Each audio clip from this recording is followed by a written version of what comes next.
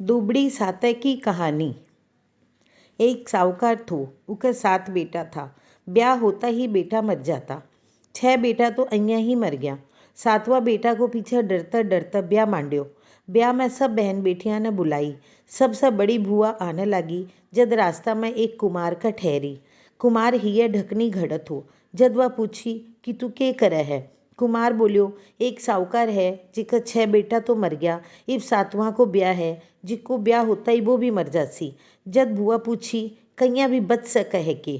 कुमार बोलियो कि कोई दुबड़ी साते की पूजा करे, ठंडो खावे, कांटो फासे और बींद की बुआ ब्याह का सारा नेग उल्टा करे और गाली देती रहे तो बच सके है। फेरा का बखत काचा करवा में काचो दूध और तांत की फांस लेकर बैठकर आधा फेरा हुआ। जद बींदने सांप डसना आवगो। जद सांप का आगे दूध को करवो रख देवा। सांप दूध पीने लगे। जद तात से फांस लेवा। पीछे सरपणी सांप ने छुड़ाना आवेगी। तब उसे वचन ले लेवा कि तू सातू बेटा न छोड़ेगी, जल्दी मैं सांप न छोड़ूंगी। पीछे बुआ आपका पीर गई और गाली देती उतरी। सब कोई बोलिया, मैं तो काचो सूत लपेटा हाँ और तू आई जद से गाली देवा। पन बुआ जी कुछ को नहीं बोलिया और सारा नेग उल्टी कराती गई। पीछे से बारात जाने लगी।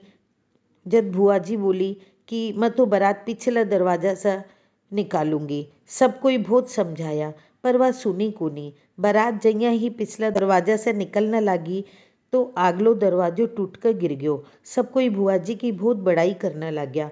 बारात जाने लगी। जब बुआ जी गाली देती बोली कि मैं भी बारात में सागे जाऊंगी। सब कोई बहुत समझाया कि लुगाया बारात में को नहीं जावे, लेकिन वह जिद कर सागे चली गई।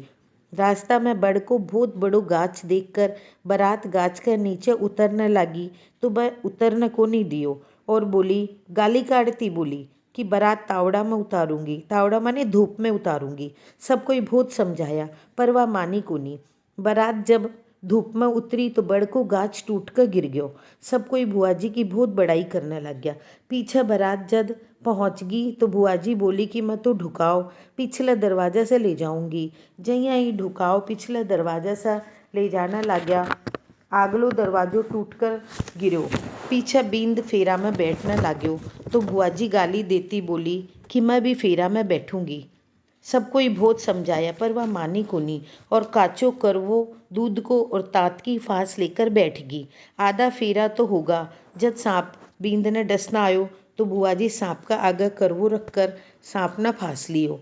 पीछे सरपणी सांप ने छुड़ाना आई तो बुआ जी पीछे भी सब वचन ले लिया कि मेरा छऊ भतीजा को जीवन दान दे, सातू भतीजा न भुआ दे। सांपनी बोली कि तू मेरे सांप न फांस लियो और मेरे से वचन ले लिया, नहीं तो मैं छोड़ती को नहीं। पीछे सांपनी छऊ भतीजा ने छोड़ दिया। सब न भुआ दी। सबको खूब धूमधाम से ब्याह होयो। पीछे तो सब कोई बहुत बुआ जी की बड़ाई करने लग गया। बारात पाछी आने लगी। जब रास्ता में दुबड़ी साते आई तो बुआ जी बोली कि सब ने दुबड़ी साते की कहानी सुनवाऊंगी और पाटो पुजवाऊंगी, पर तैयारी कैया करूं।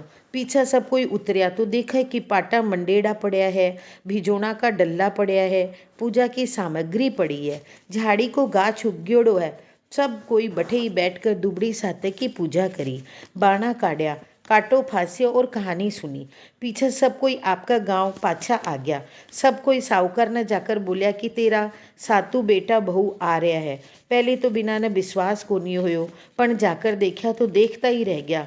पीछे बेटा बहू सासू ससुरा का पगा पड़ने न लग गया और वे बोलिया कि थे सब भुआ जी का पगा पकड़ो, बे ही सबने जीवा कर ले आई है। पीछे सारी नगरी में हेलो फिरा दियो। सब कोई दुबड़ी सातो करियो, ठंडी खायो, बाणो काढ़ियो, काटो फांसियो। हे दुबड़ी माता, जिसो भी साहूकार का बेटा बहुआ के लिए किया भैया सबके लिए करियो। कहता सुनता हुकारा भरता अपना सारा परिवार को भी भलो करियो। इसके बाद विनायक जी की कहानी। विनायक जी की कहानी। एक ब्राह्मण थो जिको सुदियाँ उठकर गंगा जी नहातो और आकर विनायक जी की पूजा करतो। बिक्की लुगाई न पूजा अच्छी को नहीं लागती, जिका से रोज गुस्सो होती और कहती कि थे सवेरे पहली पूजा करने बैठ जाओ हो, मैं झाड़ू भारू घर को काम कैया करूं। ब्राह्मण बिक्की सुनतो को नहीं। एक दिन ब्राह्मण तो गंगा जी नहाना गयो थो, पीछे से ब्राह्मणी बिंदायक जी ने छुपा दियो। ब्राह्मण आकर पूछ्यो कि मूर्ति कठे गई। ब्राह्मणी बोली बेरो कोनी।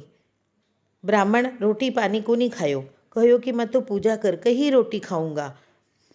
ब्राह्मणी भोत कहो कि खाल्यो पर खायो ही कोनी।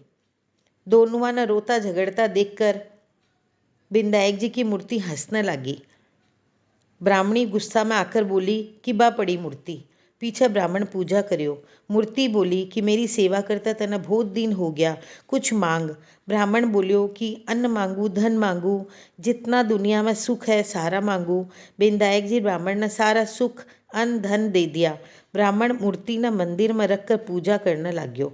ब्राह्मणी ने इतनो अन्न धन मिलने से ऊका भी पूजा की मन में श्रद्धा होगी और वह ब्राह्मण ने बोलकर मूर्ति घर में ले आई और खूब प्रेम से पूजा करने लग गया। हे बिंदायक जी महाराज, जिसो ब्राह्मण ने सुख दियो बीसो सबने दियो, कहता सुनता हुकारा भरता अपना सारा परिवार ने दियो। बिंदायक जी महाराज की जय। दुबड़ी माता की जय। बिंदायक जी की जय।